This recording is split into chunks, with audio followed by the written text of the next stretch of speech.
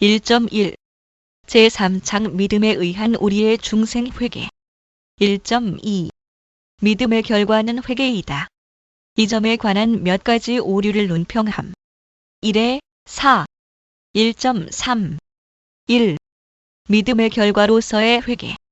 믿음이 그리스도를 어떻게 소유하는가, 그리고 믿음을 통하여 우리는 어떻게 그의 은혜를 받아 즐기는가를 우리는 부분적으로 가르쳤을지라도 우리가 느끼는 결과에 대해서 설명을 첨가하지 않는다면 우리의 주장은 여전히 분명하지 않을 것이다. 그리고 회개와 죄의 용서가 복음의 전체라고 하는 데는 누 24시 47분, 행 5 31 충분한 이유가 있다. 그러므로 믿음에 대한 논의가 이 두 가지 논제를 누락시킨다면 아무런 효과가 없고 불완전하며 거의 쓸모없는 것이 될 것이다. 그런데 회개와 죄의 용서는 곧 새로운 생활과 거저 얻는 화해는 그리스도께서 우리에게 주시는 것이며 우리는 믿음을 통해서 그것을 얻는다. 따라서 이치로 보나 가르치는 순서로 보나 여기서 이 두 가지를 다 논해야 된다. 그러나 우리가 곧 할 일은 믿음에서 회개로 변이되는 것이다. 이 제목을 올바르게 이해하면 사람이 믿음으로만 그리고 단순히 용서에 의해서만 의롭다는 인정을 받는 경우가 더욱 분명히 나타날 것이다. 그러나 거룩한 실제 생활은 값없이 의롭다 하시는 일에서 분리될 수 없다. 그런데 회개가 항상 믿음을 따를 뿐 아니라 또한 믿음에서 생긴다는 것은 부정할 수 없는 사실이다. 복음을 전하여 죄가 용서됨을 알리는 목적은 죄인들이 사탄의 압박과 죄의 멍에와 타락한 생활의 속박에서 풀려 하나님 나라로 옮겨가게 하려는 것이므로 이 복음의 은혜를 받아들인 사람은 반드시 과거 생활의 과오를 버리고 바른 길로 돌아서며 회개를 실천하는데 전력을 다하게 된다. 그러나 어떤 사람들은 믿음보다 회개가 선행한다고 하며 회개가 믿음을 따르거나 나무의 열매같이 믿음에서 생긴다는 것을 부정한다. 이런 사람들은 회개의 능력을 깨달은 일이 없고 사소한 이유로 이런 생각을 한다. 1.4 2. 회개의 근거는 복음에 있으며 믿음은 복음을 받아들인다. 그들은 말하기를 그리스도와 요한이 전도할 때에 먼저 백성에게 회개하라고 역설하고 다음에 천국이 가깝다는 것을 첨부하였으며 마 3:2, 4, 17 사도들이 받은 전도, 명령의 내용도 똑같았다고 누가가 전하는 바와 같이 행 20시 21분 바울도 이런 순서를 따랐다고 한다. 그러나 그들은 글자의 순서를 미신적으로 고집하면서 그 말들을 함께 연결하는 의미를 무시한다. 주 그리스도와 요한이 회개하라, 천국이 가까웠느니라. 마 3:2 고 전도할 때에 그들은 은혜 자체와 구원의 약속에서 회개에 대한 이유를 이끌어내지 않았는가? 그러므로 그들의 말은 하늘나라가 가까웠으므로 회개하라 는 것과 똑같은 뜻이다. 마태는 요한이 전도한 말을 전한 다음에 이사야의 예언이 그에게서 성취된 것이라고 하며 이사야의 예언을 인용한다. 광야에 외치는 자의 소리가 있어 가로되 너희는 주의 길을 예비하라, 그의 첩경을 평탄케 하라. 마 33, 4, 43 그러나 예언서에서는 그 소리가 우선 위로의 말과 기쁜 소식으로 시작할 것을 명령한다. 4, 41에 그렇지만 회개의 근원이 믿음에 있다고 할 때에 우리는 회개를 하게 만들기까지의 어떤 시간의 공간적 사이가 있다고 상상하는 것이 아니다. 우리의 뜻은 자기가 하나님의 것임을 알지 못하면 사람은 진심으로 회개할 수 없다는 것을 밝히려는 데 있다. 그러나 우선 하나님의 은혜를 알지 못하고는 자기가 하나님의 것임을 참으로 믿을 수도 없다. 이런 문제는 앞으로 더 명백하게 논하겠다. 은혜를 깊이 알게 되기 전에 또는 은혜를 맛보기도 전에 양심의 가책에 눌리게 되거나 복종하지 않을 수 없게 되는 사람들이 많은 것을 보고 속은 사람들도 혹 있을 것이다. 또 이 시초의 공포심을 어떤 사람들은 미덕으로 인정한다. 이는 그것이 진정하고 올바른 복종에 가깝다고 보기 때문이다. 그러나 여기서 문제가 된 것은 그리스도께서 어떻게 여러 가지 방법으로 사람들을 자신에게로 이끄시는가 또는 경건 생활을 위하여 그들을 준비시키시는가 하는 것이 아니다. 나는 다만 성령이 지배하시지 않는 곳에 올바른 생활이 있을 수 없다고 말할 뿐이다. 즉, 그리스도께서 받으셔서 그의 지체들에게 전달하는 그 영이 지배하셔야 된다는 것이다. 둘째로, 사유하심이 주께 있음은 주를 경외케 하심이니이다. 라는 시편의 말씀과 같이 시 134, 하나님께서 자기에게 호의를 가지셨다고 믿는 사람이 아니면 하나님을 경외하지 않는다고 나는 말한다. 하나님께서 자기의 복종을 기뻐하신다고 믿지 않으면 아무도 율법을 지키기 위해서 노력하지 않을 것이다. 죄를 관대히 용서해 주시는 이 자비심이야말로 아버지 같은 하나님의 호의를 알리는 표지이다. 호세아의 권고는 이 점을 알려준다. 오라, 우리가 여호와께로 돌아가자. 여호와께서 우리를 찢으셨으나 도로 낫게 하실 것이요 우리를 치셨으나 싸매어 주실 것임이라. 호 6일 용서를 받으리라는 소망을 비극의 수단으로 덧붙여서 사람들이 죄 가운데 편안하게 자리 잡아서 게으름을 피우지 못하게 한다. 그러나 회개로부터 시작하려는 자들의 미친 치세는 하등의 이유도 없다. 그들은 새로 개심한 사람들에게 며칠 동안 참회하라고 명령하고 이 기간이 지난 후에야 비로소 그들이 복음의 은혜에 참가하는 것을 허락한다.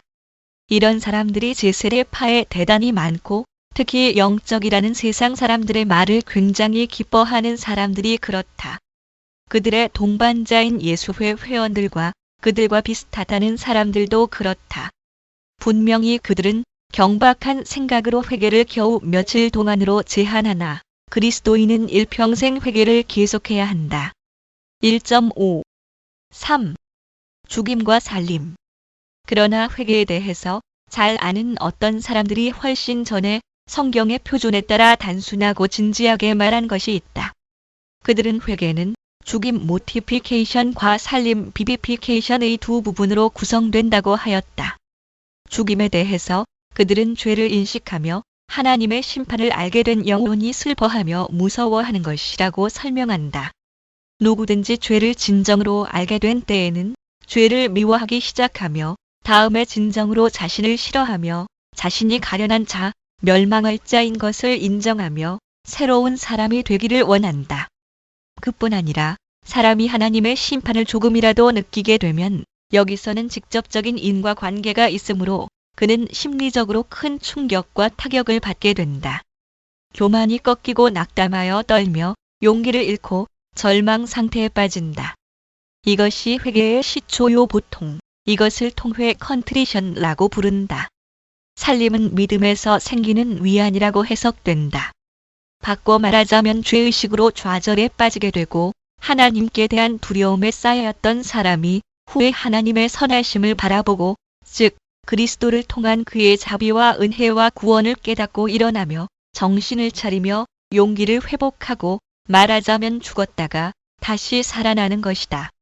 그런데 죽임과 살림이라는 말을 바르게 해석한다면 회개의 힘을 충분히 설명한다. 그러나 살림을 기쁨 레티셔이라고 혼란과 공포에 빠졌던 마음이 진정된 후에 받는 행복감이라고 해석한다면 나는 찬성하지 않는다. 살림이라고 한 부분은 거룩하고 헌신적으로 살겠다는 소원을 곧 중생에서 생기는 소원을 의미한다. 마치 사람이 하나님을 향해서 살기 시작하고 자기에게 대해서는 죽는다고 하는 것과 같다. 1.6. 4. 율법 하의 회개와 복음 하의 회개. 다른 사람들은 회개란 말의 뜻이 성경에서 여러 가지로 나타나는 것을 보고 회개에는 두 가지가 있다고 생각한다. 몇 가지 특징으로 그것들을 구별하기 위해서 하나는 율법의 회개라고 부른다. 죄인은 이 회개에 의해서 죄의 가책으로 상처를 받고 하나님의 진노를 두려워하여 떨며 그 불안한 상태에 붙잡힌 채 빠져나오지 못한다. 다른 하나는 복음의 회개라고 한다. 이 회개에 의해서 죄인은 큰 고통을 받지만 고통을 이기고 일어서며 그리스도를 의지하여 자기의 상처를 치료하기 위한 약과 공포심에 대한 위로와 불행에 대한 피난처로 삼는다. 율법의 회개에 대한 신뢰로서 그들은 가인과 창 43, 사울과 3상 15시 30분 유다를마 27사 든다. 이 사람들의 회개에 대한 성경의 기사를 보면 이들은 자기들의 죄가 중대함을 인정하고 하나님의 진노를 두려워했지만 하나님을 처벌자와 심판자로만 생각했기 때문에 그 생각에 압도되었다. 그러므로 그들은 이 생에서 이미 지옥에 들어간 사람, 하나님의 존엄하신 진노 앞에 벌을 받기 시작한 사람들이었으며 그들의 회개는 지옥으로 향하는 관문에 지나지 않았다. 복음의 회개의 이해는 죄의 가시에 찔려 통증을 느끼면서도 하나님의 자비를 믿고 생기를 얻어 다시 일어나 주께로 돌아선 사람들이다. 히스기야는 죽으리라는 말씀을 들었을 때의 두려움에 떨었다. 그러나 그는 울면서 기도했으며 하나님의 선하심을 바라보고 확신을 얻었다. 왕하 22, 4:38 이 니느웨 니니비츠 사람들은 멸망하리라는 무서운 위협을 듣고 마음이 괴로웠지만 굵은 배를 입고 제에 앉아 기도하며 하나님께서 그 무서운 진노를 그치시고 자기들 쪽으로 돌아서시기를 바라고 기다렸다. yon 3:5 구 다윗은 인구 조사를 한 것이 큰 죄였다고 고백하고 이어 종의 죄를 사하여 주옵소서 라고 기도하였다. 3하 24시 10분 나단 네이선의 책망을 듣고 다윗은 자기의 간음죄를 인정하고 주의 앞에 엎드렸고 또한 용서를 기다렸다. 3하 12시 13분 16 베드로의 설교를 듣고 마음에 찔린 사람들의 회개도 이런 것이었다. 그들은 하나님의 사랑을 믿고 이렇게 물었다. 형제들아 우리가 어찌할꼬. 행 2:37 베드로 자신의 회개도 이런 것이었다. 그는 몹시 울었으나 마 26:75 눅 22:62 소망을 버리지는 않았다. 1.7 회개를 정의함 그 요소들인 육의 죽임과 영을 살림을 설명함. 5의 9 1.8 5 정의 이런 이야기는 다 사실일지라도 내가 성경에서 배울 수 있는 범위 내에서 보면 회개란 말의 뜻은 이와 다르다. 왜냐하면 그들이 믿음을 회개에 포함시키는 것은 바울이 사도행전에서 하는 말과 일치하지 않는다. 유대인과 헬라인들에게 하나님께 대한 회개와 우리 주 예수 그리스도께 대한 믿음을 증거한 것이라 행 20시 21분 여기서 그는 회개와 믿음을 서로 다른 것으로 여긴다. 그렇다면 어떻게 생각할 것인가? 진정한 회개는 믿음을 떠나서 이루어질 수 있는가? 그럴 수 없다. 그러나 서로 분리할 수는 없을지라도 구별은 해야 한다. 믿음 안에 소망이 없는 것이 아니나 믿음과 소망이 서로 다른 것과 같이 회개와 믿음도 영구적인 줄로 묶여 있지만 서로 결합할 필요는 있어도 혼동해서는 안 된다. 하나님을 향한 회심을 전체적으로 회개란 말로 이해하며 믿음이 이 회심의 중요 부분이라는 사실을 나는 알고 있다. 그러나 어떤 의미에서 이렇게 하는지는 회개의 능력과 본질을 설명하면 곧 밝혀질 것이다. 회개에 해당하는 히브리 말은 전환 또는 귀환이라는 뜻에서 왔다. 헬라 말은 마음 또는 의도를 바꾼다는 뜻에서 왔다. 그리고 내용도 이 두 가지 어원에 밀접히 대응된다. 그 뜻은 우리가 우리 자신을 떠나서 하나님께로 향하며 우리의 이전의 마음을 벗어버리고 새 마음을 입는다는 것이다. 그렇기 때문에 내가 회개의 좋은 정의라고 생각하는 것은 이것이다. 곧 회개는 우리의 생활을 하나님 쪽으로 전향하는 일이며 그를 순수하게 또 진지하게 두려워하기 때문에 생기는 전향이다. 그리고 회개의 요소는 옛 사람과 육을 죽이는 것과 성령에 의한 삶으로서 성립된다. 옛날 예언자들과 그 후의 사도들이 당시 사람들에게 권고하며 설교한 회개의 뜻을 우리는 이렇게 해석해야 한다.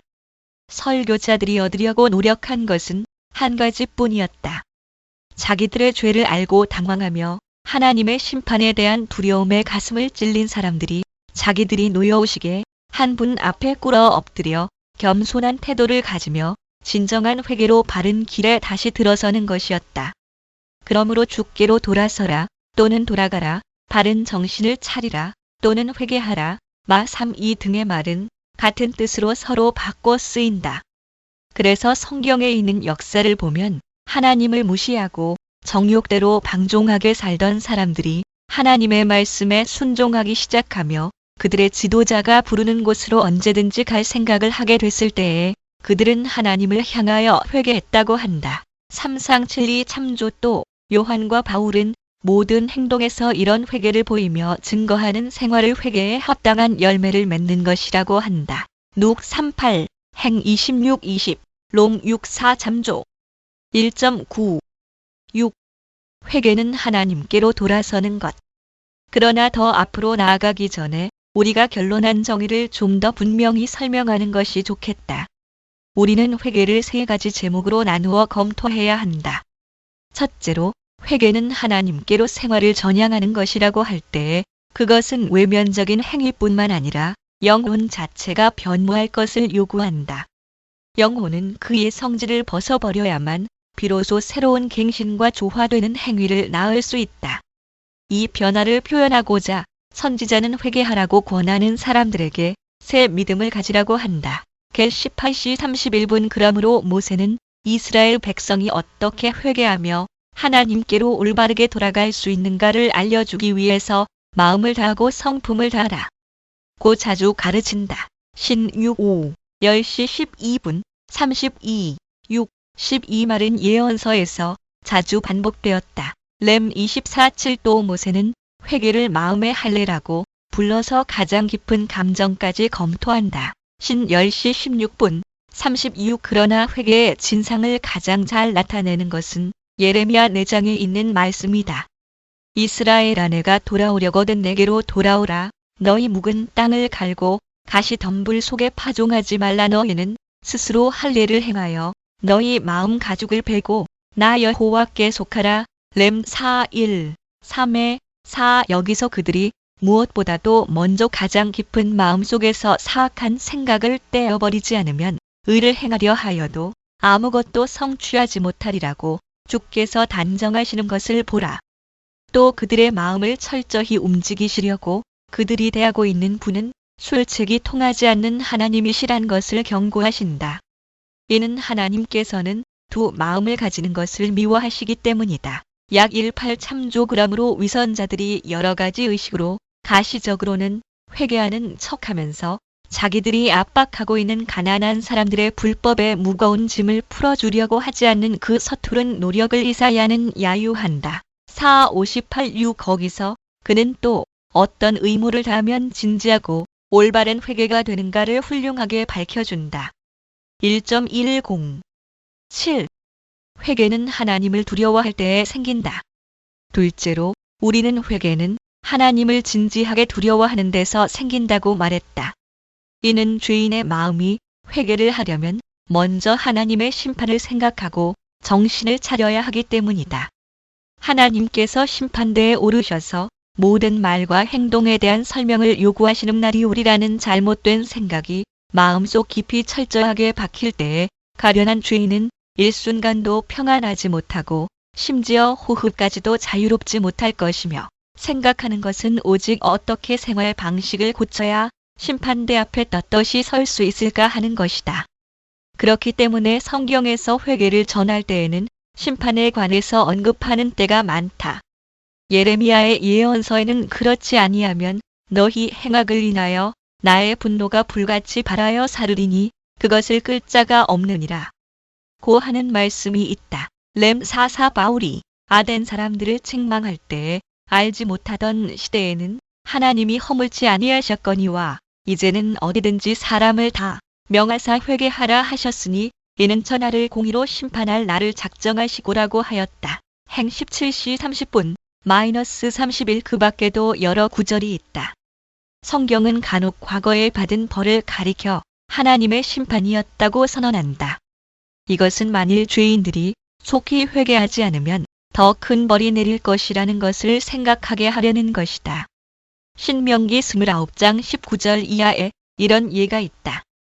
죄를 무서워하는 것과 죄를 미워하는 생각이 회심의 시초가 되기 때문에 사도는 하나님의 뜻대로 하는 근심을 회개의 원인이라고 한다. 고후 70. 우리가 벌을 싫어할 뿐 아니라 죄 자체를 미워할 때에 바울은 그것을 하나님의 뜻대로 하는 근심이라고 부른다. 이는 하나님께서 죄를 싫어하시는 것을 우리가 알기 때문이다. 이것은 또 당연한 생각이다. 우리가 날카롭게 찔리지 않으면 우리의 육의 태만은 고쳐지지 않는다. 참으로 하나님께서 지팡이로 더 깊이 찌르지 않으셨다면 이러한 찔림은 목석같이 둔한 우리의 육에 아무런 효과가 없었을 것이다. 그뿐 아니라 쇠망치로 때려 눕히듯 해야 되는 고집도 있다. 우리의 본성이 부패했기 때문에 하나님께서는 우리를 위협하실 때에 더욱 엄격하게 하지 않으실 수가 없다. 잠든 자들을 조용하게 달래는 것은 효과가 없을 것이다. 이에 관해서 우리가 성경에서 자주 알게 되는 말씀들을 나는 열거하지 않는다. 하나님께 대한 두려움이 회개의 시작이 되는 데는 다른 이유도 있다. 사람의 생활이 모든 덕으로 가득 찼다고 하더라도 만일 하나님을 경배하지 않는다면 그런 생활은 세상의 칭찬은 받겠지만 하늘에서는 가증한 것에 불과할 것이다. 이는 하나님에게 그의 권리와 영광을 돌리는 것이 의의 가장 중요한 부분이며 우리가 하나님의 지배하에 복종하지 않는 것은 곧 하나님의 권리와 영광을 도적질하는 불경 행위이기 때문이다. 1.11 8. 죽임과 살림은 회개의 구성 부분이다. 셋째로 회개는 육을 죽이고 영을 살린다는 두 부분으로 성립된다는 말을 설명해야겠다. 이 점에 대한 선지자들의 말은 육적인 사람들의 받아들이는 능력에 맞도록 단순하고 무뚝뚝하지만 그 뜻은 분명하다. 그들은 행악을 그치고 선을 행하라고 한다. 시 37:3, 8, 27의 융합 마찬가지로 너희는 스스로 씻으며 스스로 깨끗게 하여 내 목전에서 너희 악업을 버리며 악행을 그치고 선행을 배우며 공의를 구하며 학대받는 자를 도와주며 4.116에 1.7라고 하였다. 그들이 사람들을 향하여 악을 떠나라고 호소할 때 요구하는 것은 악과 패역함이 가득한 육을 전멸시키라는 것이다.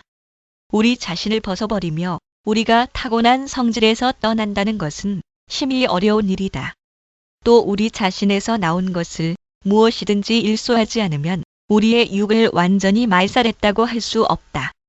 그러나 모든 육의 감정은 하나님을 대적하는 것이므로 롬 8.7 참조 하나님의 법에 순종하는 첫걸음은 우리의 본성을 부정하는 것이다. 그 다음에 선지자들은 변화된 상태를 회개의 열매 곧 의와 공의와 자비라고 부른다. 마음이 의와 공의와 자비로 완전히 기울어지지 않으면 이런 의무들을 때때로 이행하는 것으로는 충분하지 않다. 거룩하신 성령이 우리의 영혼을 감화시키시며 우리의 영혼이 새로운 생각과 새로운 감정으로 그의 거룩함에 깊이 잠길 때 우리의 영혼이 참으로 새로워졌다고 생각할 수 있게 된다. 물론 우리는 본래 하나님을 등지고 돌아서 있으므로 자기 부정이 선행되지 않으면 결코 바른 길에 접근할 수 없을 것이다. 그러므로 우리는 자주 옛 사람을 벗어버리고 세상과 육을 포기하며 우리의 악한 욕심과 작별하고 심령으로 새로워지라는 명령을 받는다. F422에 23 참으로 죽임이란 말 자체가 우리의 이전 성질을 잊어버리기가 얼마나 어려운가를 우리에게 경고한다. 죽임이라고 했으니 우리는 만일 하나님의 검이 우리를 쳐 죽이시지 않으면 우리가 하나님을 두려워하지 않으며 경건 생활의 초보를 깨닫지 못할 것이라고 생각한다. 이는 마치 하나님께서 우리가 그의 자녀 가운데 들어가려면 우리에게 공통된 본성이 죽어야 한다고 선언하시는 것과 같다. 1.12 9. 그리스도 안에서 거듭남. 이 두 가지 일은 우리가 그리스도와 동참할 때에 이루어진다. 이는 우리가 참으로 그리스도의 죽음에 동참한다면 우리 옛 사람이 예수와 함께 십자가에 못 박힌 것은 죄의 몸이 멸하여 롬 6.6 부패한 본성이 마음대로 힘을 쓸 수 없게 되기 때문이다. 우리가 그의 부활에 참가한다면 우리는 그 부활의 힘으로 부활하여 새로운 생명을 얻으며 하나님에 의해 감당하게 된다. 그러므로 나는 회개를 한마디로 중생이라고 해석하는데 회개의 유일한 목적은 아담의 범죄로 말미암아 일그러지고 거의 말살된 하나님의 형상을 우리 안에 회복시키는 것이다. 사도가 가르친 것도 바로 이것이다. 곧 우리가 다 수건을 벗은 얼굴로 거울을 보는 것 같이 주의 영광을 보매 저와 같은 형상으로 화하여 영광으로 영광에 이르니 곧 주의 영으로 말미암음이니라. 고후 3:18 했으며 같은 뜻으로 다른 구절에서는 오직 심령으로 새롭게 되어 하나님을 따라 의와 진리의 거룩함으로 지으심을 받은 새 사람을 입으라. 앱4 23, 24 새 사람을 입었으니 이는 자기를 창조하신 자의 형상을 쫓아 지식에까지 새롭게 하심을 받는 자니라. 골 30 참조 고하였다. 따라서 우리는 그리스도의 은혜로 입은 중생에 의해서 아담 때문에 잃었던 하나님의 의를 회복하게 된다. 이와 같이 주께서는 생명의 기업을 받도록 양자로 삼으신 모든 사람을 완전히 회복시키기를 기뻐하신다. 그리고 이 회복은 한순간이나 하루나 한 해에 이루어지는 것이 아니고 한평생이 필요하다. 하나님께서는 지속적으로 어떤 때에는 느린 걸음으로 선택받은 사람들 속에서 육의 부패를 씻어버리며 그들의 죄책을 깨끗이 없애며 그들을 성전으로 주께 바치게 하신다. 그리고 그들의 온 마음을 새롭게 하여 진정한 순결에 이르게 하시며 그들이 평생을 통하여 회개를 실천하며 이 싸움은 죽음이 와야만 끝난다는 것을 알게 하신다. 그러므로 내가 바울을 따라 하나님의 형상을 고후 4:4의와 진리의 거룩함이라고 앱4 24 참조 해석하는 것을 공격하여 이것은 현세 생활의 상태와 하늘 영광을 혼동하는 것이라고 떠들어대는 논쟁가이며 배반자인 스타필루스 스테필러스의 패역은 더욱 극심한 것이다. 그의 태도는 마치 우리가 어떤 일을 정의할 때에 그 완전 무결한 상태를 구해서는 안 된다고 하는 것 같다. 그런데 이렇게 말하는 것은 성장의 여지를 부인하는 것이 아니다. 사람이 하나님의 형상에 가까워질수록 하나님의 형상은 그의 안에서 더욱 빛난다. 신자들이 이 목표에 도달할 수 있도록 하나님께서는 그들에게 회개의 경주를 하게 하시며 평생을 두고 달리도록 하신다. 1.13 신자들은 성화를 체험하지만 현세 생활에서는 죄 없는 완전성을 체험하지 못한다. 10에 15 1.14 10 신자들은 여전히 죄인이다. 따라서 하나님의 자녀들은 이와 같이 중생을 통해서 죄의 결박에서 풀려난다. 그러나 그들은 육의 괴롭힘을 전혀 느끼지 않으리만큼 완전한 자유를 소유하게 된 것은 아니다. 그들 안에는 싸워야 할 요소가 여전히 남아있어서 훈련이 계속된다. 그들은 훈련을 받을 뿐 아니라 자기의 무력을 더욱 깨닫게 된다. 이 문제에 대해서 건전한 판단력을 가진 사람들의 일치된 의견은 중생한 사람 안에는 악을 촉발시키는 불씨가 남아있어서 끊임없이 정욕의 불길이 튀어나와서 죄를 짓게 되며 자극한다는 것이다. 그들은 또 성도들이 유욕 컨큐피센스의 병에 잡혀 있어서 가끔 정욕이나 탐욕이나 야심이나 그 밖에 죄악을 저지르도록 하는 충동이나 자극을 느끼지 않을 수 없다는 것을 인정한다. 이 점에 대해서는 고대 저술가들의 생각을 많이 연구할 필요도 없이 어거스틴만으로도 충분할 것이다. 그는 모든 사람의 의견을 부지런히 충실하게 수집했기 때문에 독자들이 고대인들의 의견에 관해서 확실히 알고 싶으면 그에게서 얻기를 바란다. 그러나 어거스틴과 우리 사이에는 의견의 차이가 있다. 어거스틴은 신자들이 죽을 몸을 가지고 있는 동안은 육욕에 매여 있기 때문에 육욕을 억제할 수 없다는 것을 인정하지만 이 병을 죄라고 부르지는 않는다. 연약이란 말로 부르는 것으로 만족하고 이 연약함을 느끼는 일이나 그에 대한 불안 때문에 어떤 행동이나 동의가 이어질 때, 즉 처음으로 나타난 강력한 경향에 의지가 굴복할 때에 한해서 그것이 죄가 된다고 가르친다. 그러나 우리는 사람이 하나님의 법에 반대되는 욕망의 충동을 느끼기만 해도 그것을 죄라고 생각한다. 참으로 우리는 우리 안에 이런 종류의 욕망이 생기게 하는 패악성 자체를 죄라고 부른다. 그러므로 우리는 성도들이 죽을 몸을 벗어버리기까지 항상 그들 안에 죄가 있다고 가르친다. 이는 그들의 육 속에 의와 싸우는 패악성, 곧 육욕이 살고 있기 때문이다. 또 어거스틴이 죄라는 말을 항상 피하는 것은 아니다. 예컨대 그는 이렇게 말한다. 바울은 모든 죄들이 어떤 원천을 통해서 육적인 욕망 속에 나타나게 되는데 바로 그 원천을 죄라고 부른다. 성도들에게 관한 한 죄는 땅에서 지배력을 잃고 하늘에서 소멸된다. 이런 말로 그는 신자들이 육의 욕망에 굴하는 동안은 죄를 짓는다는 것을 인정한다. 1.15 11. 신자들 속에서 죄는 지배력을 잃었으나 여전히 살아있다.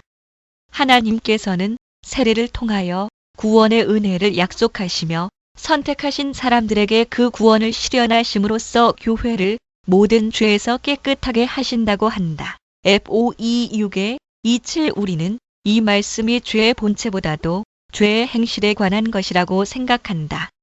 하나님께서는 그 백성을 중생시킴으로써 이 일을 참으로 실현하시며 그래서 죄의 지배는 소멸된다. 이는 신자들이 성령의 주시는 힘을 받아 죄에 대하여 우세하게 되며 드디어 싸움에서 이기기 때문이다. 그러나 죄는 지배력을 잃을 뿐이지 그것이 신자들 안에서 거하지 않는 것은 아니다. 따라서 우리는 옛사람이 십자가에 못 박히고 롬 6.6 죄의 법이 롬 8.2 참조 하나님의 자녀들 안에서 폐지되었지만 약간의 흔적은 남아있다고 말한다. 그 흔적은 그들을 지배하는 것이 아니라 그들로 하여금 자기의 무기력을 의식하게 하여 겸손하게 만든다. 이런 흔적에 대해서는 마치 그것이 아주 없는 것 같이 책임을 추궁당하지 않는다는 것을 우리는 인정한다. 그러나 동시에 우리는 이것이 하나님의 은혜로 되는 일이며 따라서 하나님 앞에 죄인이며 죄책이 있는 자들임에도 불구하고 성도들은 하나님의 은혜로 이 죄책에서 해방된다.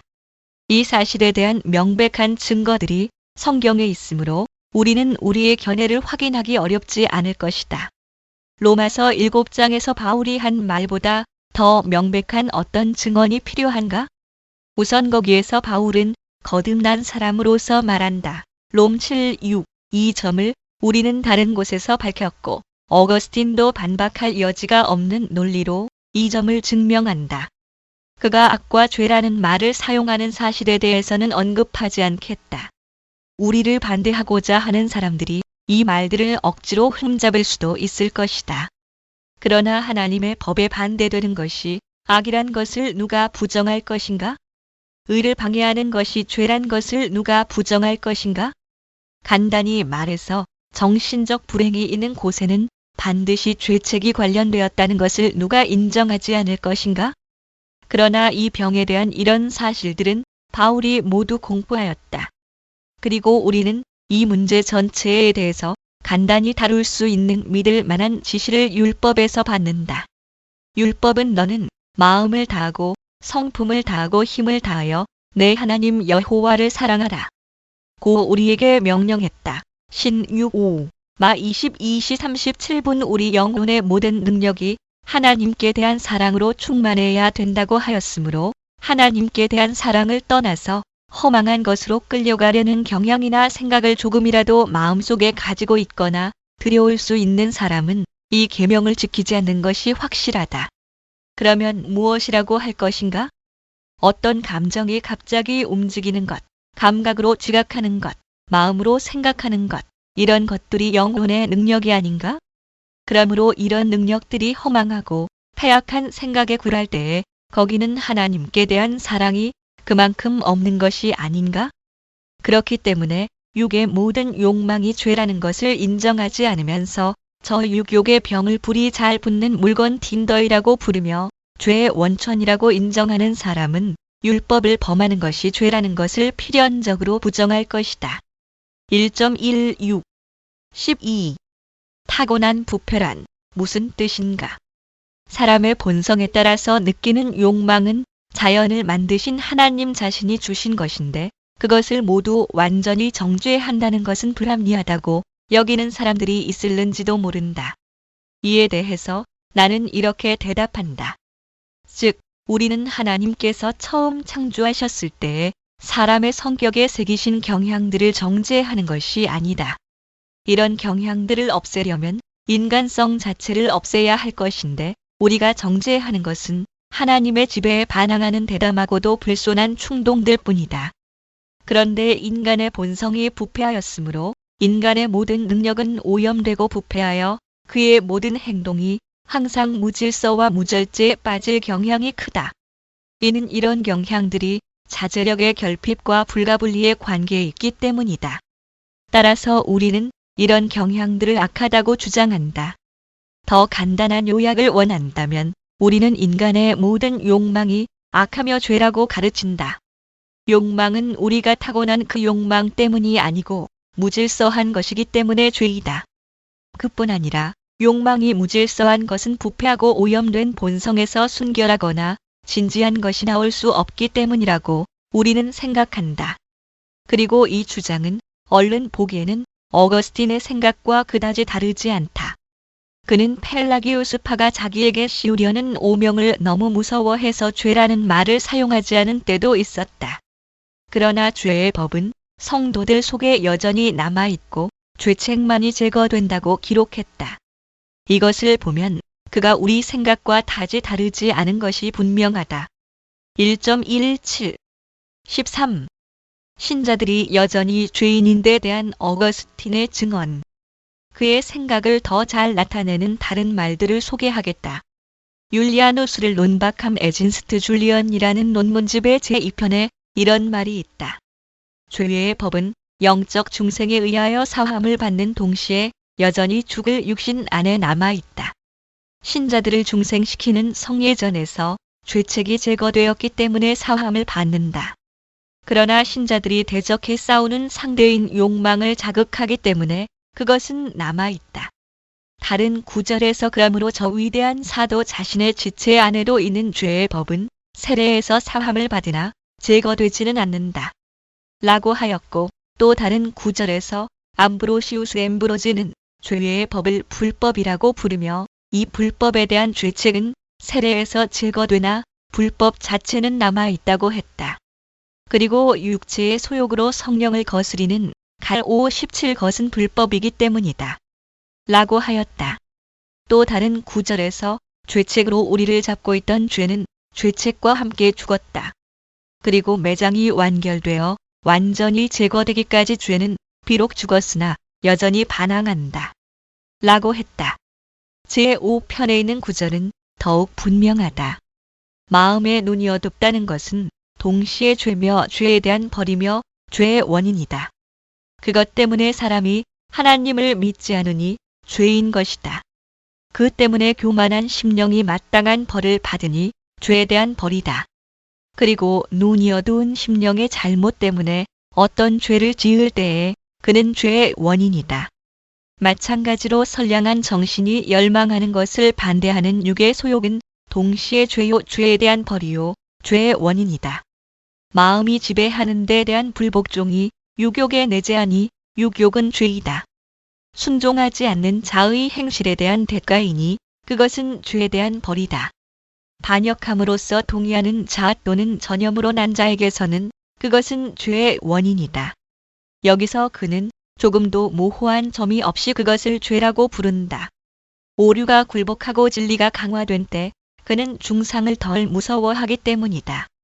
같은 식으로 요한복음에 대한 제41설교에서 그는 논쟁을 떠나서 자기가 이해하는 대로 이렇게 말한다. 만일 여러분이 육으로 죄의 법을 섬긴다면 사도 자신이 그러므로 너희는 죄로 너희 죽을 몸에 왕 노릇하지 못하게 하여 몸의 사욕을 순종치 말고라고 한 말대로 롬 6:12 행하라. 그는 죄를 없애라고 하지 않고 죄가 왕 노릇하지 못하게 하라고 한다. 우리가 살아있는 동안 죄는 반드시 여러분의 지체 속에 있다. 적어도 그 지배권을 빼앗아라. 죄가 명령하는 것을 행하지 말라. 유욕이 죄가 아니라고 주장하는 사람들은 야고보가 욕심이 잉태한 즉 죄를 낳는다. 약 1:15라고 한 말을 들어 반대한다. 그러나 이것을 반박하는 것은 어렵지 않다. 그가 악한 행위 혹 실제로 나타난 죄들에 대해서만 말한 것이라고 해석하지 않는다면 악한 의도까지도 죄로 인정하지 않을 것이다. 그러나 그가 부끄러운 행동과 악한 행위를 무절제한 욕망의 후손이라고 부르며 죄라는 이름을 붙이는 것을 보면 여기서 무절제한 욕망은 악한 것이며 하나님 앞에서 저주받을 것이라는 결론이 나온다. 1.18 14. 완전성이라는 환상에 반대함. 오늘날의 어떤 제세례파 사람들은 영적 중생 대신 어떤 광적인 무절제를 불러일으킨다.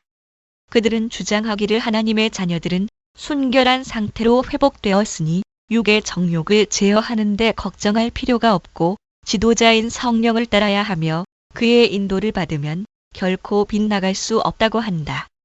그들이 이런 사상을 공개적으로 교만하게 떠벌리지 않았다면 사람의 정신이 이렇게까지 미쳐버린다고 믿지 못했을 것이다. 참으로 해괴한 일이다. 그러나 감히 하나님의 진리를 허위로 만드는 자들이 그 모독적인 철면피로 인해서 이런 벌을 받는 것은 당연하다. 부정직과 정직, 의와 불의, 선과 악, 덕과 죄의 구별을 완전히 없애야 할 것인가? 그들은 말하기를 이런 구별은 옛 아담이 받은 저주에서 생긴 것이다. 우리는 그리스도를 통해서 그 저주에서 해방되었다. 고 한다. 그러므로 이제부터는 음행과 정절, 성실과 간사, 진실과 허위, 공평한 거래와 강탈 사이에 아무 구별이 없을 것이라고 한다. 지세례파 사람들의 말을 빌린다면 그들은 쓸데없는 공포심은 내버리라. 성령이 시키는 대로 믿고 대담하게 복종하면 성령은 악한 일을 명령하지는 않을 것이다. 라고 한다. 이런 해괴한 말에 누가 놀라지 않을 것인가? 그래도 맹목적인 정욕에 눈이 어두워 상식을 내버린 자들 사이에서는 이런 사상이 환영을 받고 있다.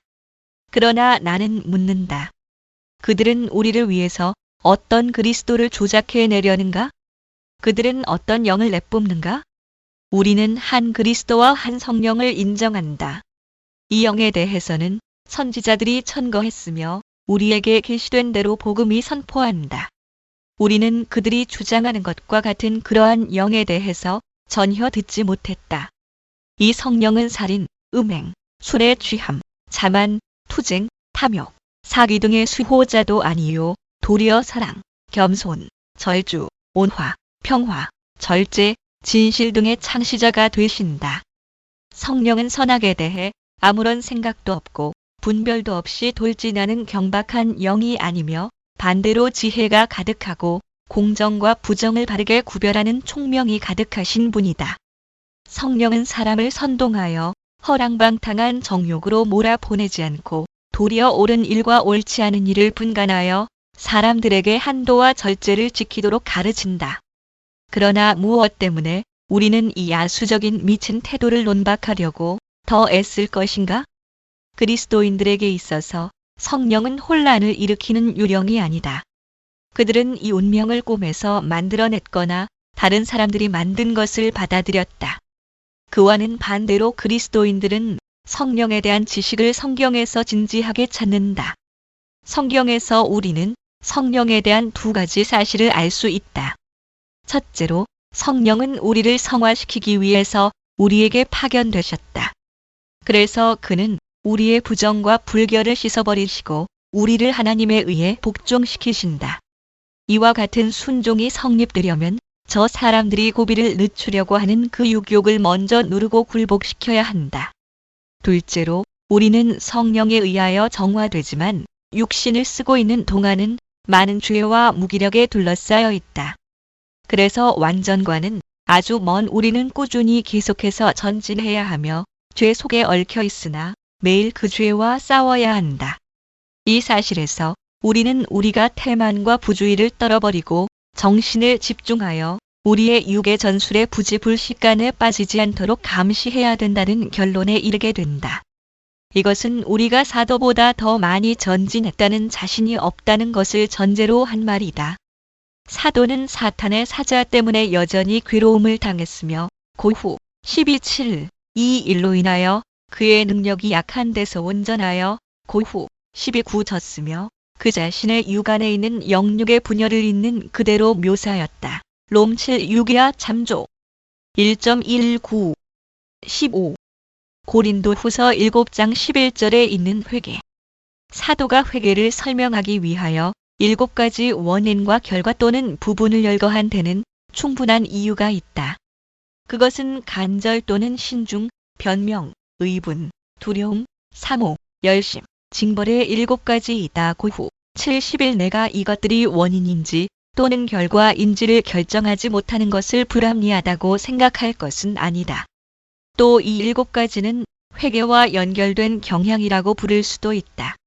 그러나 이런 문제를 제쳐놓고도 바울이 말하는 뜻을 이해할 수 있기 때문에 우리는 단순한 설명으로 만족해야 할 것이다. 바울은 하나님의 뜻대로 하는 근심에서 고후 70 신중함이 생긴다고 한다. 하나님께 대해서 죄를 지은 자신에 대해서 강렬한 불만을 느끼는 사람은 동시에 부지런하며 주의하게 되어 마귀의 올무에 빠지지 않으며 마귀의 관계에 대해서 더 훌륭한 예비 조치를 취하며 성령의 지배에서 떨어져 나가지 않도록 또는 안도감에 취하지 않도록 주의하게 된다. 다음은 변명이다. 여기서 말하려고 하는 것은 죄인이 하나님의 심판을 피하기 위해서 자기의 죄를 부인하거나 자기의 허물을 적게 만들려고 하는 변명이 아니다. 여기서 변명은 자기가 옳다고 믿는 것보다 용서를 비는데 치중하는 정화를 의미한다. 이것은 고집이 세지 않은 아이들이 자기의 잘못을 인정하며 고백하며 용서를 빌고 또 용서를 받기 위하여 부모에 대한 공경을 조금도 버리지 않았다는 것을 온갖 방법으로 증명하려고 애쓰는 것과 같다. 간단히 말하면 그들은 자기가 의로우며 무지하다는 것을 증명하려는 것이 아니라 단순히 용서를 받으려고 변명한다. 다음에 죄인이 마음속으로 애통하며 자신을 비난하여 자신에 대하여 놔며 자신의 패역성과 하나님께 대한 배반을 인정할 때에 그는 의본을 느끼게 된다. 바울이 두려움이란 말을 사용한 때에 그 말의 의미는 우리가 자기의 마땅히 받아야 할 것과 죄인들에 대한 하나님의 진노가 얼마나 엄하고 무서운가를 생각할 때에 느끼는 그 떨리는 마음이다. 그런 때에 우리는 비상한 불안으로 고통하며 이 고통으로 인해서 겸손을 배우며 앞으로 더욱 조심하게 된다. 그러나 전에 말한 신중함이 두려움에서 생긴다면 이 두 가지 심리는 서로 연결되어 있음을 알 수 있다. 사모란 말을 쓴 것은 의무를 이행하는 열심과 기꺼이 순종하는 태도를 표현하려는 뜻인 듯하다. 우리가 자신의 죄를 인정하면 특히 순종하게 되는 것이 당연하기 때문이다. 바울이 직접 여기에 연결시키는 열심도 관련된다. 이 말은 우리가 나는 무슨 짓을 했으며 또 하나님의 자비가 나를 구출하지 않았다면 나는 어디로 빠져들었을까를 생각할 때에 자극되어 일어나는 열심을 의미한다. 끝으로 징벌이 있다. 우리는 자신에 대해서 엄격하며 자신의 죄를 예리하게 검토할수록 하나님께서 더욱더 우리에게 은혜와 자비를 베푸시기를 바라게 될 것이다. 그리고 그 바라는 대로 되려면 하나님의 심판을 무서워하게 된 영혼이 처벌자의 일을 맡아 그 자신을 벌해야 한다. 참으로 종교적인 사람들은 자기의 죄를 확실히 알게 된 때에 느끼게 되는 부끄러움과 당혹함과 번민과 자기 혐오와 그 밖의 죄에 대한 생생한 인식에서 일어나는 다른 감정들을 체험한다. 그러나 우리는 슬픔에 자신이 삼켜지지 않도록 자제할 줄 알아야 한다. 공포에 쌓인 양심은 무엇보다도 절망 상태에 빠지기 쉽다. 또 하나님께 대한 두려움에 압도된 사람을 볼 때에 사탄은 이 절망이란 전술을 사용하여 그를 점점 더 깊은 슬픔의 소용돌이에 밀어넣어 다시 솟아나지 못하게 만들려고 한다. 겸손의 결과를 낳으며 용서에 대한 소망을 버리지 않는 두려움은 얼마든지 무방할 것이다. 그렇지만 죄인은 사도의 명령에 따라 자기 불만과 과도한 공포에 눌려 지쳐버리는 일이 없도록 히12.3 항상 주의해야 한다. 우리는 지치면 회개를 통해서 우리를 자신 앞으로 부르시는 하나님에게서 도망하기 때문이다. 이 일에 대한 베르나르드의 충고도 유익하다.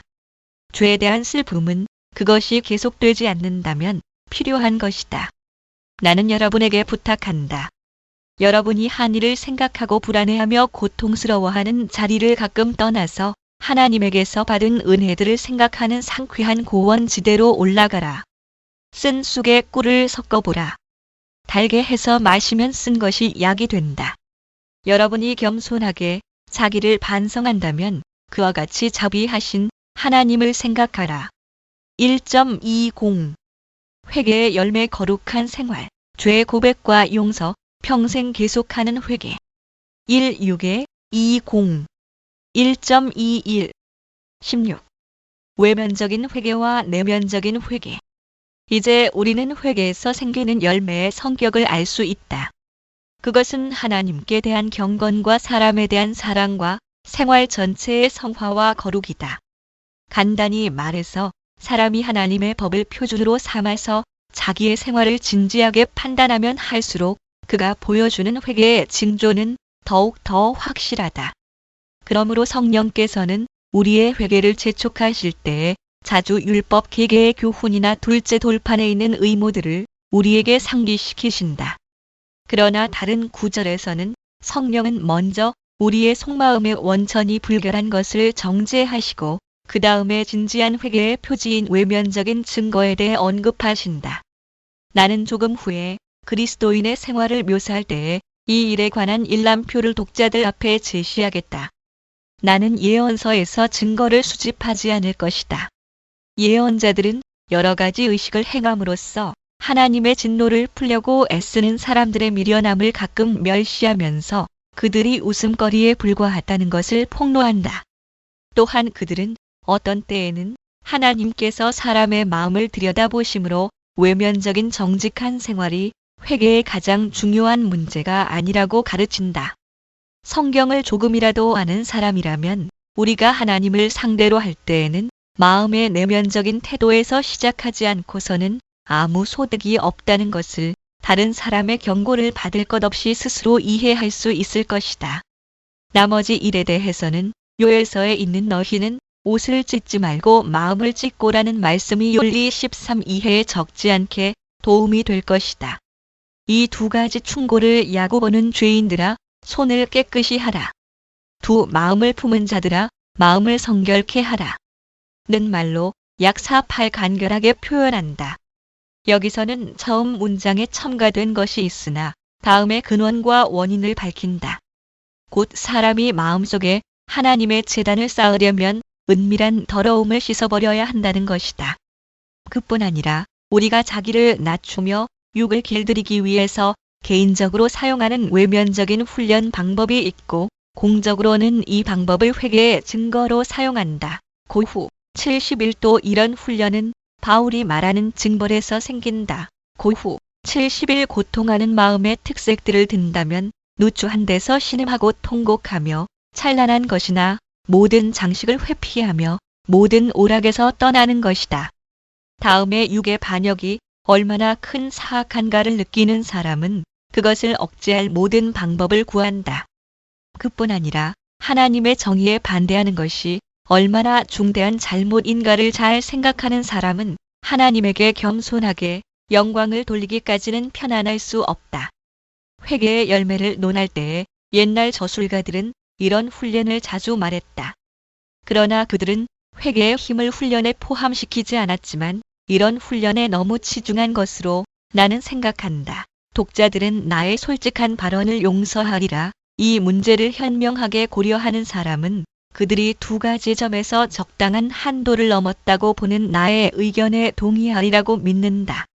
그들은 육체의 훈련을 강력하게 권장하며 지나치게 칭찬했기 때문에 사람들이 더욱 열심히 그것을 받아들이게 만들 수 있었다. 그러나 훨씬 더 중요시해야 할 일은 다소 희미하게 만들었다. 둘째로 징벌을 가할 때에 그 징벌들은 교회의 온유함이 필요로 하는 것 이상으로 더 엄격한 것들이었다. 이 점은 다른 곳에서 설명할 기회가 있을 것이다. 1.22 17. 회개의 외면적 실천이 주된 문제가 되어서는 안 된다. 어떤 사람들은 여러 구절에서 특히 요엘서에서 율리 10이 통곡하며 금식하며 죄를 쓴다는 것을 읽고 회개는 주로 금식이나 우는 것이라고 생각한다. 이런 오해는 풀어야 한다. 요엘서에서 말한 주께로 마음을 완전히 돌리는 것과 옷을 찢지 말고 마음을 찢는 것은 참으로 회개에 속하는 일이다. 그러나 통곡하며 금식하는 것은 회개에 항상 또 필연적으로 따르는 결과가 아니고 특별한 경우에 한한다.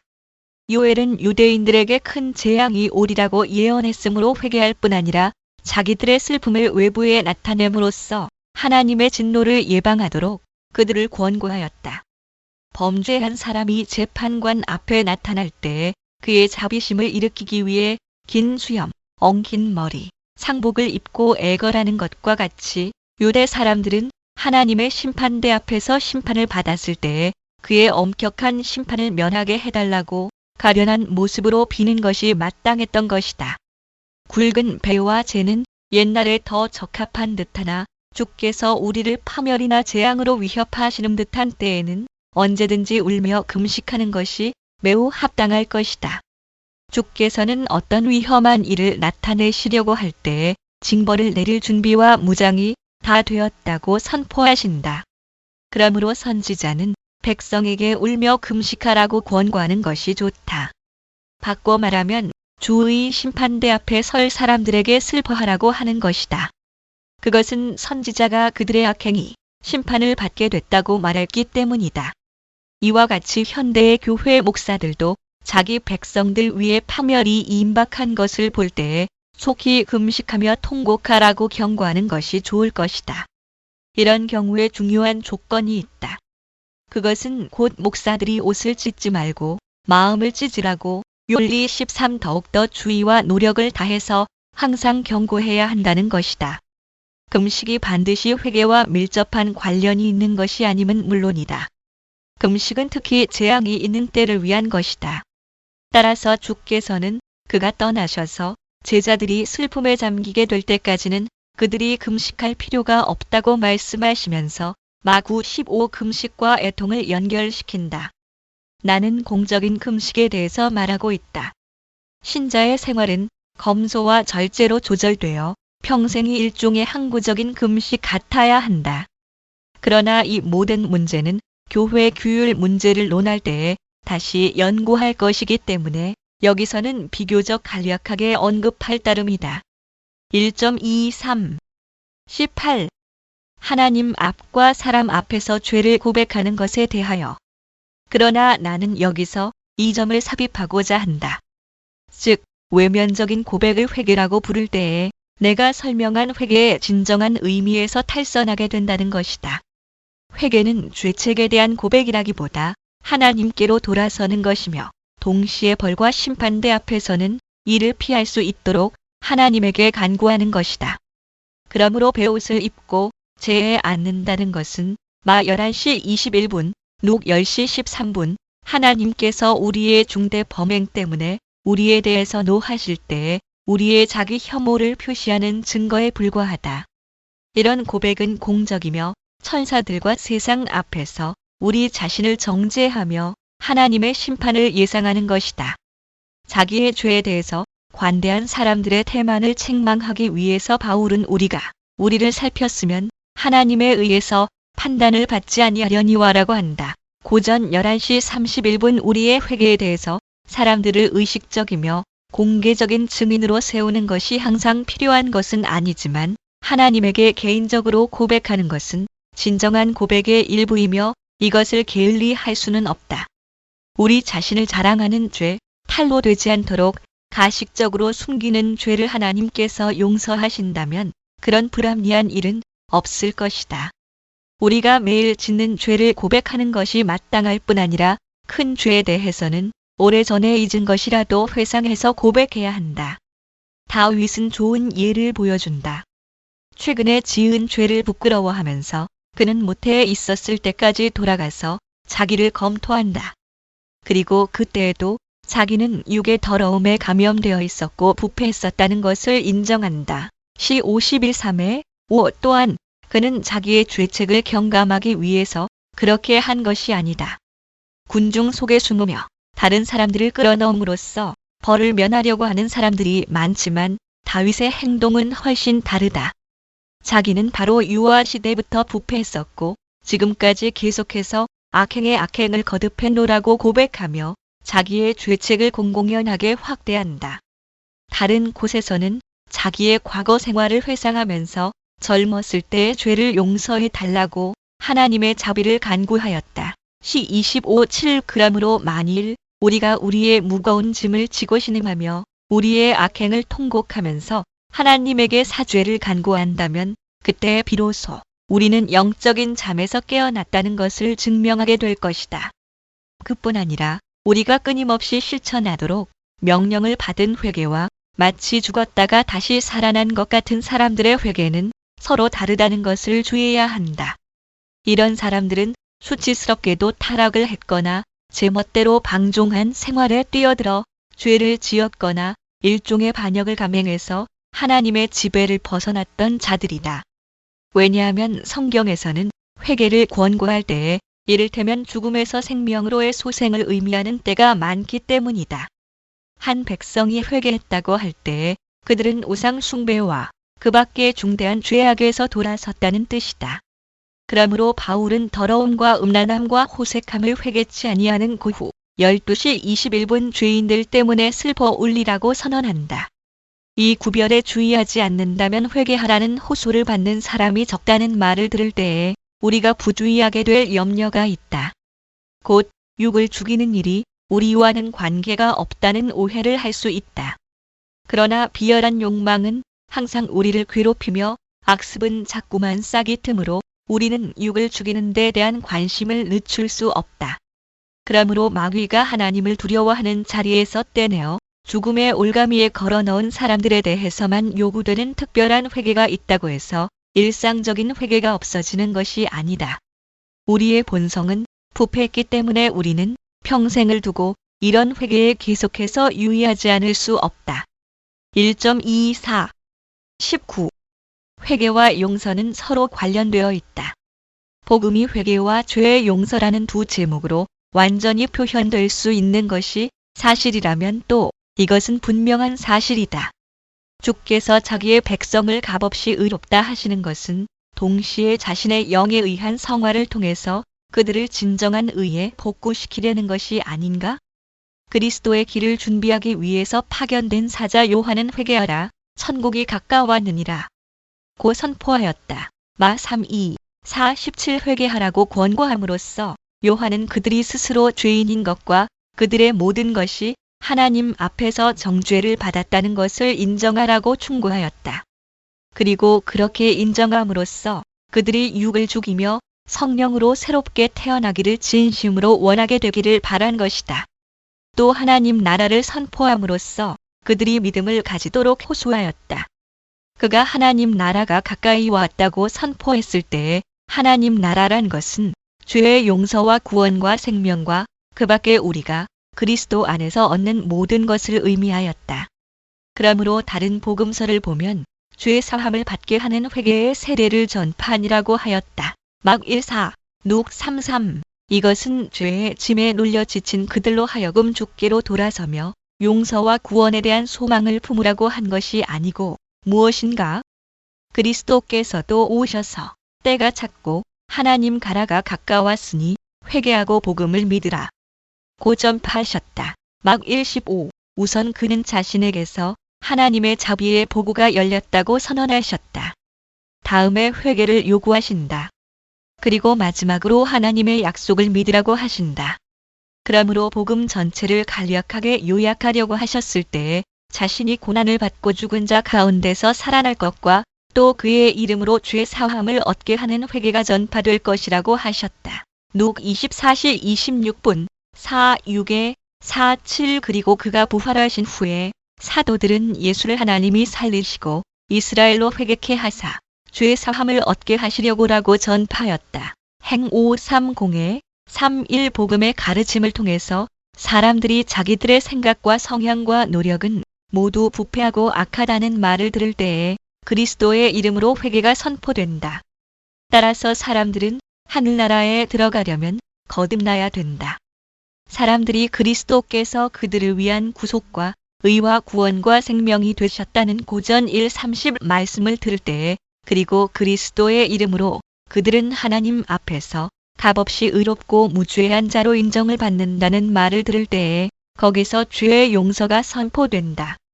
내가 다른 곳에서 증명한 것과 같이 이 두 가지 은혜는 믿음으로 받아들이는 것이지만 믿음의 바른 대상은 하나님의 자비이며 이 자비에 의해서 죄가 용서되는 것이므로 믿음과 회개는 매우 조심스럽게 구별하는 것이 유익하다.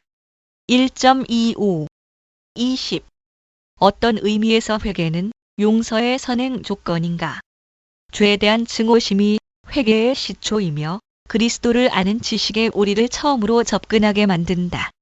그리스도께서 자신을 나타내시는 상대자들은 가련하고 고통받는 죄인들 뿐이며 신음하고 수고하며 무거운 짐을 지고 줄이며 목마르고 슬픔과 불행에 시달리는 사람들 뿐이다. 4, 61, 1에 3, 마 11, 5, 28, 누 4, 18 따라서 우리는 그리스도 안에 있으려면 회개를 목표로 노력하며 일생을 통해서 회개에 몸을 바치며 끝까지 회개를 추구해야 한다.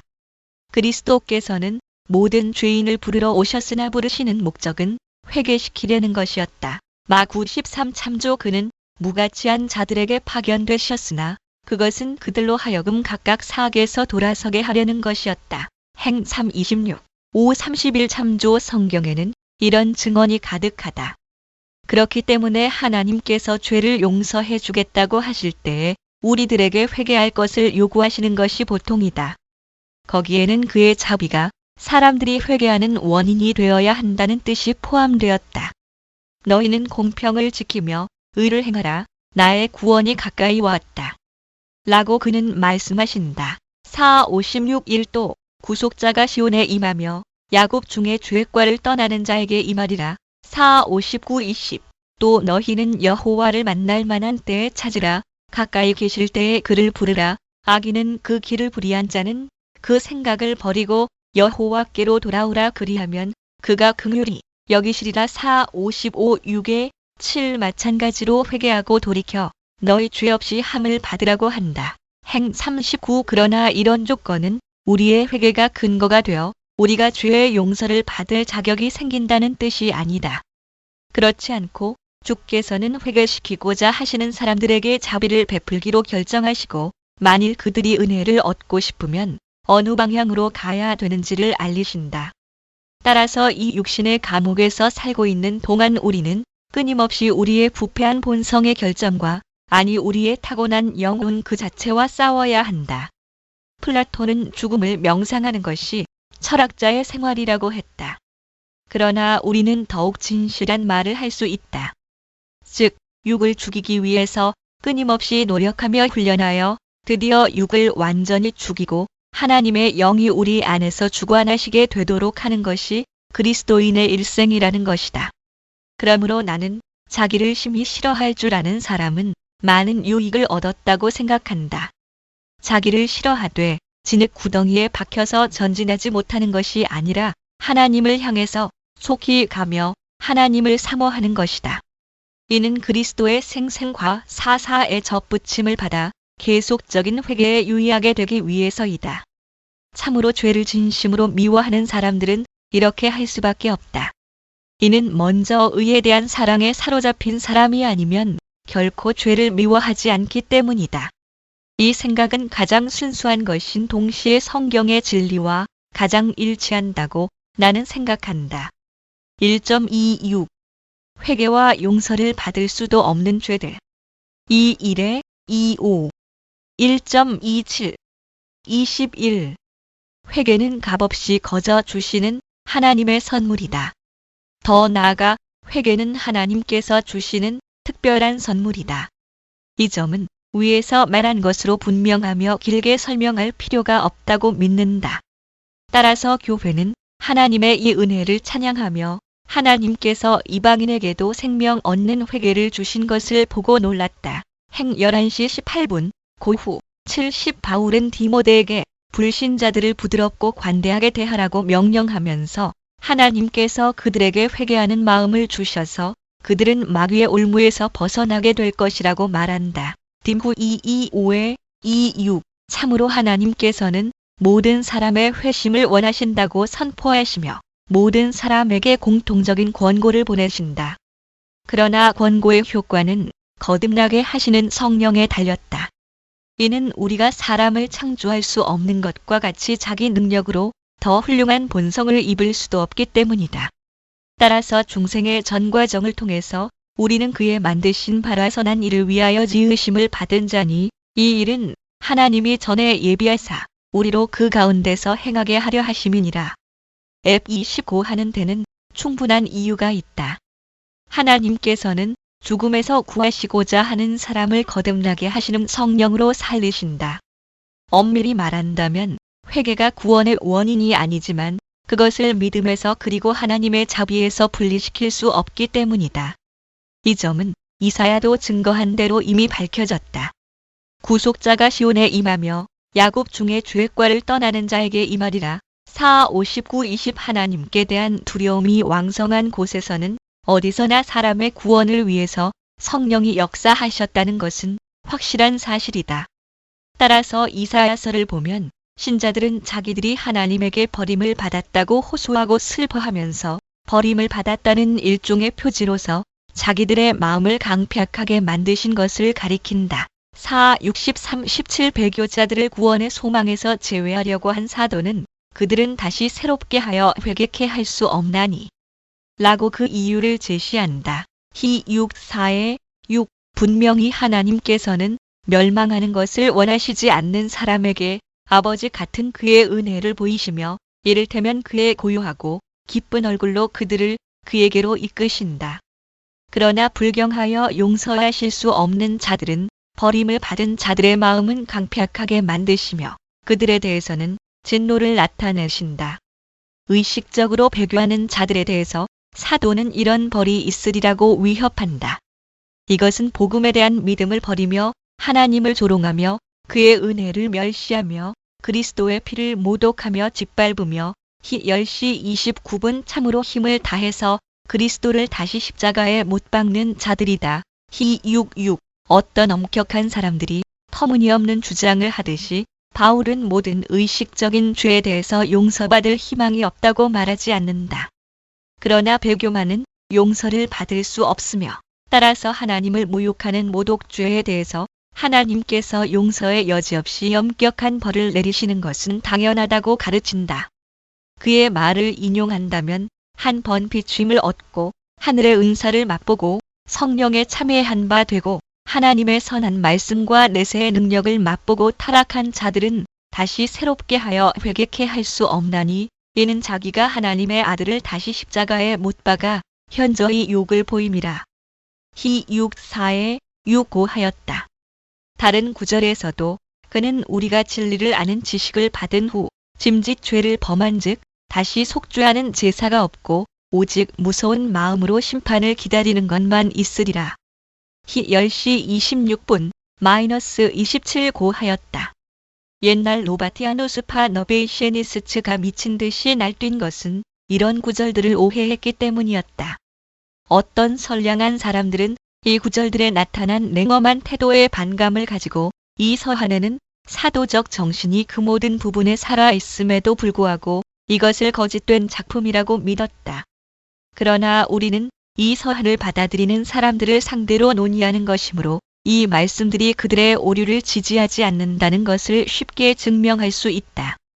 첫째로 사도는 그의 주님이 하신 말씀과 같은 말을 할 필요가 있었다. 그리스도께서는 사람의 모든 죄와 회방은 사하심을 얻되 성령을 회방하는 것이니 세상과 오는 세상에도 사하심을 얻지 못하리라. 고 말씀하신다. 마 12시 31분 -32 막 328-29 녹 12시 10분 다시 말하거니와 만일 우리가 사도를 그리스도의 은혜에 반대된 자로 만들려고 하지 아니한다면 사도가 이런 예외에 대해서 만족하게 생각한 것이 확실하다. 이에 따라서 결론은 어떤 죄에 대해서도 용서를 받지 못할 일이 없으나 한 가지 죄만은 예외라고 할 수 있다. 이 죄는 절망적인 광기에서 생기는 것이므로 연약하기 때문이라고 할 수 없으며 그 사람이 마귀에게 사로잡혔다는 것을 분명히 보여준다. 1.28 22 용서할 수 없는 죄. 그러나 이 점을 해결하기 위해서 우리는 마땅히 결코 용서를 받지 못하리 가증한 죄의 성격을 규명해야 한다. 어거스틴은 이 죄를 정의하기를 용서를 믿지 않고 죽을 때까지 계속 고집을 부리는 것이라고 한다. 그러나 이런 정의는 그리스도께서 이 죄는 이 세상에서 용서를 받지 못한다고 하신 말씀과 마 12시 31분 -32 완전히 일치하지 않는다. 왜냐하면 이 말씀이 헛된 것이거나 그렇지 않으면 용서받을 수 없는 죄를 이 세상에서 범할 수 있거나 두 가지 중에 하나이기 때문이다. 그러나 만일 어거스틴의 정의가 옳다면 죽을 때까지 계속되지 않으면 그런 죄가 되지 않을 것이다. 어떤 사람들은 형제에게 내려진 은혜를 희귀하는 사람은 성령을 거스르는 죄를 짓는다고 한다. 그들이 어디서 이런 생각을 갖게 되었는지 나는 알 수 없다. 그러나 확실한 증거의 도움을 받아서 자연히 모든 다른 정의를 쉽게 능가할 수 있는 진정한 정의를 이제 제시하겠다. 하나님의 진리의 조명을 받아 무지를 주장할 수 없게 되었으면서도 악한 의도로 하나님의 진리에 항거하는 사람들은 성령을 거스르는 죄를 짓는 것이다. 이런 항거만이 그들의 죄가 된다. 왜냐하면 그리스도께서 자신이 하신 말씀에 대한 설명으로서 말로 인자를 거역하면 사하심을 얻되 누구든지 말로 성령을 거역하면 사하심을 얻지 못하리라. 곧 즉시 부원하셨기 때문이다. 마 12시 32분, 룩 12시 10분, 막 3:29 참조. 그리고 마태는 성령을 거스르는 회방 대신에 회방의 영이라고 기록하였다. 그러나 하나님의 아들에 대해서 비난을 던지면서 어떻게 동시에 성령을 비난하게 되지 않을 수 있을까? 하나님의 진리를 모르고 무의식적으로 공격하는 사람들은 그렇지 않을 것이다. 무지해서 그리스도를 저주하는 사람들, 그러나 하나님의 진리가 계시되기만 하면 그 진리를 소멸시키려는 의식적인 의도는 없는 사람들, 그가 여호와의 기름 부으심을 받은 자임을 알고 그에 대해서 한마디라도 중상하는 말을 하지 않을 사람들, 즉 이런 사람들은 그렇지 않을 것이다. 이런 사람들은 아버지와 아들에 대해서 죄를 짓는다. 복음의 가르침을 극악한 말로 저주하는 사람들이 지금도 많다. 그러나 이 사람들은 그것이 복음에서 온 것인 줄 안다면 기꺼이 진심으로 공경할 것이다. 그러나 어떤 사람들은 자기들이 논박하며 반대하는 것이 하나님의 말씀인 줄을 확신하면서도 그 양심이 여전히 반대를 계속한다. 이런 사람들은 성령의 사역인 조명에 반항하기 때문에 이러한 것은 성령을 거슬려 회방하는 것이라고 한다. 어떤 유대인들 중에 그런 자들이 있었는데 스데반을 통해서 말씀하시는 성령에 대적할 수 없었음에도 불구하고 여전히 대항하였다. 행 60 그들 가운데는 율법에 대한 열성으로 부득이 그런 행동을 취한 사람이 있었던 것은 확실하다. 그러나 사악하고 불결한 생각으로 하나님 자신에 대항해서 미친 듯이 날뛰는 자들도 있는 것 같다. 이런 자들은 하나님에게서 온 교훈인 줄을 알면서도 그 교훈에 항거한다. 주께서 책망하신 바리새파 사람들도 그런 자들이었다. 그들은 성령의 능력을 약화시키기 위해 바알세불 빌즈버드이라는 이름으로 그를 중상하였다. 마 9:34, 12시 24분. 그러므로 이것이 회방의 영이다. 즉 인간이 대담해져 하나님의 이름을 의식적으로 비난한 것이다. 바울이 자신이 불신 앞에서 모르고 그런 일들을 저질렀기 때문에 용서를 받았다고 주장할 때의 딤전 1:13 그는 이 점을 암시하는 듯하다. 만일 그렇지 않았다면 그는 주의 은혜를 받지 못했을 것이다. 무지와 불신앙이 합해서 바울이 용서를 얻게 했다면 지식과 불신앙이 합한 경우에는 용서를 받을 여지가 없다는 추론이 나온다. 1.29 23. 두 번째 회개는 있을 수 없다는 것은 무슨 뜻인가? 자세히 주의해 보면 사도가 말하는 것은 한두 번 하는 타락이 아니고 버림받은 자가 구원을 버리는 그 보편적인 반역임을 이해할 것이다. 그러므로 요한이 그의 서한에서 선택받은 자들 사이에서 나가기는 했으나 선택받은 자들에게 속하지 않았다고 요일리 19 한 사람들에 대해서 하나님께서 결코 화해하시지 않는 것은 당연하다. 요한이 여기서 반대하는 사람들은 일단 그리스도교에서 떠났으면서도 다시 돌아올 수 있다고 믿는 사람들이다. 이런 잘못되고 악한 생각을 하지 않도록 그들에게 권하면서 그는 큰 진리를 말한다. 즉 그리스도와의 친교를 의식적으로 또 고의로 배척한 자들에 대해서는 다시 돌아오는 것을 허락하지 않는다는 것이다. 배척한다는 뜻은 방탕, 무절제한 생활로 단순히 주의 말씀을 어긴다는 것이 아니고 주의 가르침 전체를 고의로 또 의식적으로 배척한다는 것이다.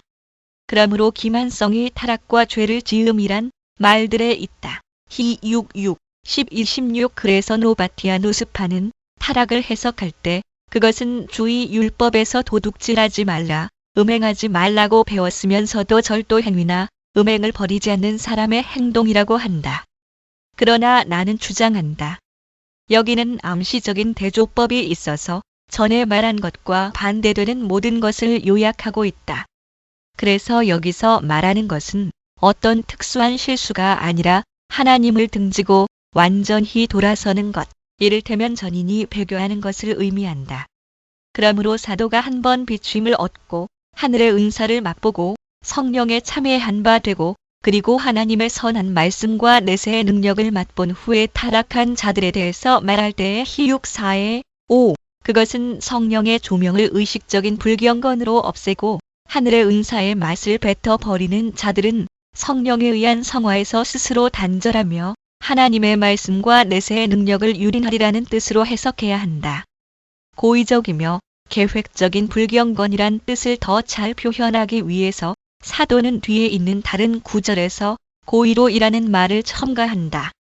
진리에 대한 지식을 얻은 후에 의식적으로 죄를 짓는 자들을 위해서는 속죄의 제사가 다시 없을 것이라고 히 10시 26분 사도가 말하는 것은 그리스도께서 성도들의 죄를 위한 계속적인 속죄의 제물이심을 부정하는 것이 아니다. 이 서신의 거의 전체가 그리스도의 제사장직을 설명하면서 이 점을 선포한다. 그러나 그리스도의 회생을 거부하면 다른 희생은 없다고 사도는 말한다. 그뿐 아니라 복음의 진리를 명백하게 부정할 때의 사람은 그리스도의 희생을 거부한다. 1.30 24. 용서받을 수 없는 자들은 회개할 수 없는 사람들이다. 하나님의 자비를 빌면서 피난처를 구하는 사람들이 전혀 용서를 받을 기회가 없다고 하는 것은 너무도 냉혹하며 주의 자비와는 이질적인 생각이라고 느끼는 사람들이 있다. 이에 대해서 대답하는 것은 어렵지 않다. 히브리서 기자는 죽게로 돌아가는 사람에게 대해서 용서를 거부한다고 말하는 것이 아니다.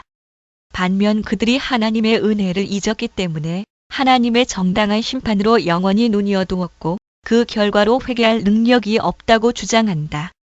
에서의 경우에도 이 점에 반대되는 것은 조금도 없다. 사도는 후에 에서의 예를 이 점에 적용하여 에서가 잃어버린 상속권을 회복하려고 눈물과 통곡으로 구했으나 헛수고였다고 말한다. 히 12시 16분 -17 이것은 예언자가 한 경고에 버금가는 진리이다. 예언서에는 그들이 불러도 내가 듣지 아니하리라고 한다. 즉 73 이런 말들은 진정한 회심이나 하나님께 대한 호소가 있었다는 뜻이 아니라 불경건한 사람들이 궁지에 빠졌을 때에 느끼는 불안을 표시할 뿐이다. 그들이 전에 태연하게 무시하던 일, 곧 그들의 모든 행복은 주의 도움에 달렸다는 사실을 궁지에 빠진 다음에야 불안한 마음으로 생각하지 않을 수 없게 된 것이다. 그러나 그들은 주의 도움이 그들에게서 떠난 것을 괴로워하는 것이지 도움을 간구하는 것이 아니다. 예언자에 부른다. 즉 73는 말과 사도의 눈물 히 12시 17분 이란 말은 절망 상태에 빠진 악인들을 괴롭히는 저 무서운 고통을 의미할 뿐이다. 여기에 깊이 유의해야 할 사실이 있다. 만일 그렇지 않다면 악인이 회개하기만 하면 곧 자비를 베푸시겠다고 예언자를 통해서 선포하신 게 18시 21분 -22 하나님께 자기 분열이 생기는 결과가 초래될 것이다. 그리고 이미 말한 바와 같이 하나님께서 먼저 은혜를 베풀지 않으시면 사람의 마음은 개선되지 않는다는 것은 확실하다. 또 구하는 자들에게 주신 약속은 결코 속이지 않을 것이다. 그러나 버림받은 자들이 재난을 당해서 그 해결점을 찾기 위해서 하나님을 찾아야 되겠다고 깨달으면서도 하나님께서 가까이 오시면 여전히 도망하여 마음이 산란하고 맹목적으로 고통스러워하는 것을 회심이니 기도니 하고 부르는 것은 합당하지 않다. 1.31 25 가짜 회개와 진짜 회개. 그러나 문제가 있다. 사도는 가짜 회개는 하나님을 기쁘시게 할 수 없다고 하는데 어떻게 아합이 용서를 받고 그에게 내리게 되어 있었던 벌을 피할 수 있었는가 하는 것이다. 그의 만년의 행동을 보면 그가 다만 갑작스런 공포심에서 떨었던 것이 분명하기 때문이다. 왕상 21시 28분 29 그는 굵은 배를 몸에 두르고 재를 쓰고 땅에 누웠으며 왕상 21시 27분 그에 대한 증거로 보면 하나님 앞에 자기를 낮춘 것이 사실이다. 그러나 그의 마음이 여전히 완고하고 악의를 품고 있었던 이상 옷을 찢었다는 것은 별 의미가 없다. 그럼에도 불구하고 하나님께서는 자비를 베푸셨다. 나의 대답은 이것이다. 위선자들은 이와 같이 얼마 동안 용서를 받기도 하지만 하나님의 진노는 항상 그들 위에 머물러 있다. 이것은 그들을 위해서가 아니라 모든 사람에게 하나의 경계로 삼기 위한 것이다. 아합에 대한 벌은 경감되었으나 그것은 단지 그가 살아 있는 동안에 느끼지 않았다는 것뿐이지 그에게 어떤 유익이 되었겠는가? 그러므로 하나님의 저주는 비록 은밀했으나 그의 집에 머물렀고 그는 영원히 멸망하고 말았다. 에서에게도 같은 현상을 볼 수 있다. 그는 거절을 당했으나 그의 눈물로 인하여 현세의 축복은 허락되었다. 창 27-40 그러나 하나님의 말씀에서 오는 영적 상속은 두 형제 중에 한 사람만이 가질 수 있는 것이었기 때문에 에서가 무시되고 야곱이 선택됐을 때에 에서는 하나님의 자비에서 제외되었다. 그러나 그에게 동물적인 인간으로서의 위안은 남아 있었다. 즉 땅의 기름짐과 하늘의 이슬로 기름지게 되리라는 것이었다. 창 27-28 내가 방금 말한 것을 다른 사람들에게 보이는 경계로 삼아서 우리는 진지한 회개를 하도록 더욱 마음을 다하여 노력해야 한다. 왜냐하면 우리가 진실하게 또 충심으로 회심할 때 무가치한 자들이 조금이라도 자신에 대한 불만을 표시하면 자비를 베푸시는 하나님께서 우리를 기꺼이 용서하시리란 것은 의심할 여지가 없기 때문이다. 우리는 이런 수단으로 강팍한 자들 위에는 어떤 무서운 심판이 내릴 것인가를 배운다. 지금도 강팍한 자들은 부끄러워할 줄 모르는 얼굴과 완고한 마음으로 하나님의 경고를 멸시하며 무시하는 것을 하나의 재미로 삼고 있다. 이와 같이 하나님께서는 이스라엘 자손들의 울음이 거짓이며 마음이 부정직한 것을 아시면서도 자주 손을 내밀어 그들의 재난을 완화하셨다. 시 78-36에 37 참조 그들이 곧 자기의 본성으로 돌아갔다는 것은 시편에서 하나님께서 한탄하신 바와 같다. 57절 이와 같이 지극히 인자한 처사를 통해서 하나님은 그들을 진지한 회심으로 인도하려 하셨고 또한 그들을 변명할 여지가 없게 만들려고 하셨다. 그렇지만 하나님은 일시 징벌을 중지하심으로써 항구적인 법으로 자신을 속박하시는 것이 아니고 때때로 위선자들에 대해서 더욱 엄격한 태도를 취하시며 벌을 배가하셔서 그들의 거짓을 불쾌하게 생각하심을 알리신다. 그러나 이미 말한 바와 같이 하나님께서는 언제든지 용서하신다는 선례를 보이셔서 경건한 사람들은 생활을 고칠 용기를 얻게 하시고 완고하게 핍박을 아는 교만한 자들은 더욱 엄한 정죄를 받게 만드신다.